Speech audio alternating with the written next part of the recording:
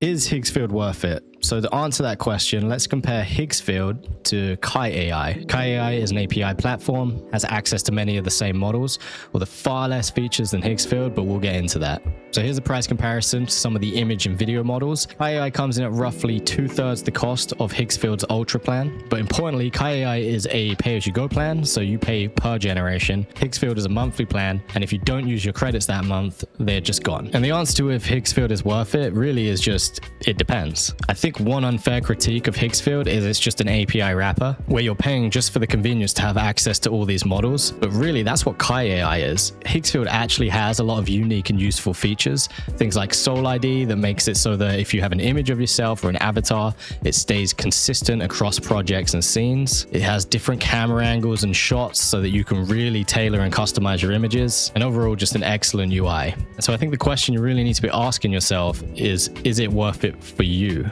And to determine that, I think one, you need to figure out, can you build your own features? So for example, you could hook up Kie AI to something like Claude Code, build similar features to what Higgsfield has, or even build your own features.